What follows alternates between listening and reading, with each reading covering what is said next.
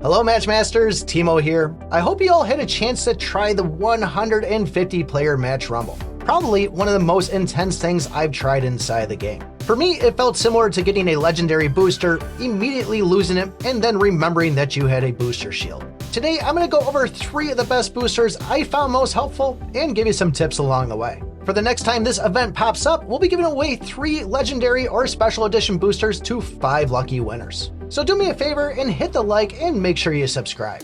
Match Rumble, always an intense game mode with some split-second decision making. Want to make it crazier? Increase the amount of players like the team just did. Main objective is to stay in the green and hope you hit one of the slots that gives away rewards. Now, I just about went in with every legendary and special edition booster, and just to make sure I was giving them a fair chance, I at least try to go in with 2 times of each one. Let's face it, if you don't use that booster every day, you can get a little bit rusty when it comes to popping them back in. So using boosters and perks that you're comfortable with are always a good way to go. That's where I was going in with Mini Cleo and Vermouth Cross. These are some of my 2 most used perks, meaning that I was able to make quick decisions if I needed to. I've said it before, and Monkey Joo Joo is a very strong booster. If we get our booster activated several times within a round, that means more skulls, means more pieces eliminated. Because I played this mode so many times, I had a pretty good idea on how to at least make it to the second round. And getting the booster filled up was key. If I didn't see 7 blue stars that I could hit with my Vermouth Cross, it was going to be throwing that Mini Cleo out immediately. This was also a game of how many times I could activate that booster within the round. With 6 moves, there was plenty of time to swap pieces, but I found if I got below 10 seconds, there wasn't enough time to activate my booster and then make a move to fill it back up. So I made 15 seconds my cutoff of popping Monkey Joo Joo unless I was sitting in the red.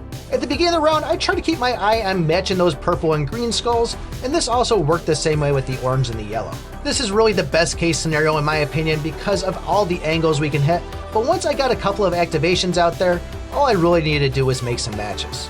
This worked incredibly well, but unfortunately I was placed 16, right on the cusp of it there. If I would have just gotten a couple more yellow pieces, I would have walked away with a prize. So close, but time to brush off the dust and go in with Mixy Meow. Playing with Monkey Joo Joo was more just spamming the activations, but given that each piece has its own score, we had to be a little smarter on this one with Mixy Meow. And if you didn't notice, special pieces auto-explode, and this is a multiplier mushroom. The mushrooms won't make a big difference in our gameplay, but the fact that Mixy tends to make some special tiles, those are going to auto-explode after the activation and eat up a couple more seconds before we can make a move.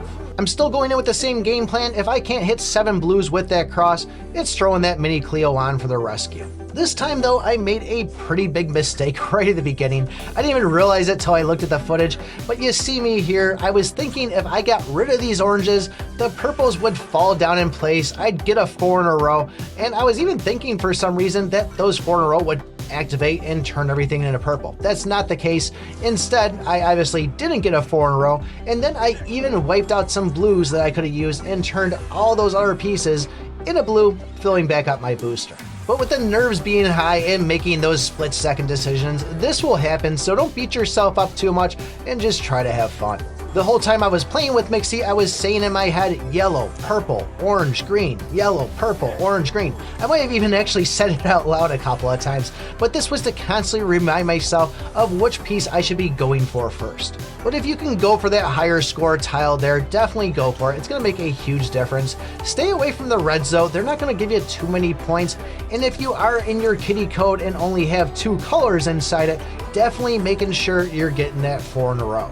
This one was a good run and we actually ranked 12th, giving us a special edition booster, 500 coins, and then 350 trophies. Speaking of special edition boosters, let's give some away, but first, you gotta like and subscribe. As I said at the beginning of the video, we'll be giving away 3 legendary or special edition boosters to 5 lucky winners. To enter, post your favorite booster you like to use inside Match Rumbles, and make sure you're throwing your player ID in there. So if you saw in that last match, the top 3 players were either Dr. Color or Vinny Valentine Special Edition. I tried both of these, but I didn't really have good luck with them, so don't say that those ones aren't good. These are just the ones that work for me.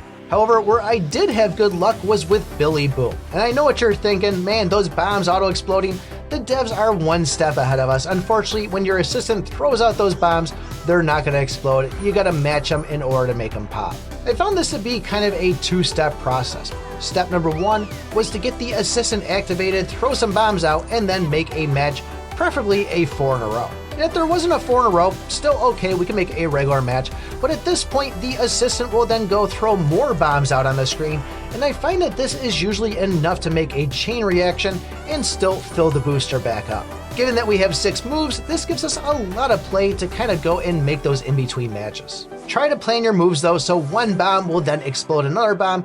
In case you forget, when you go and explode one of these bombs, it'll remove all touching pieces, and then an additional one in a plus symbol.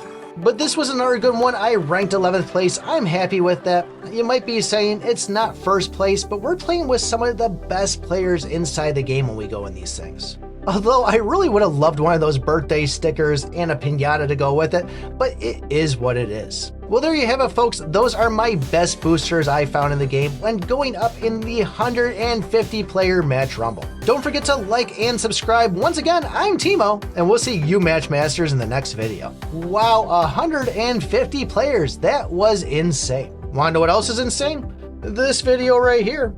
And this one, you're just gonna have to watch it to find out.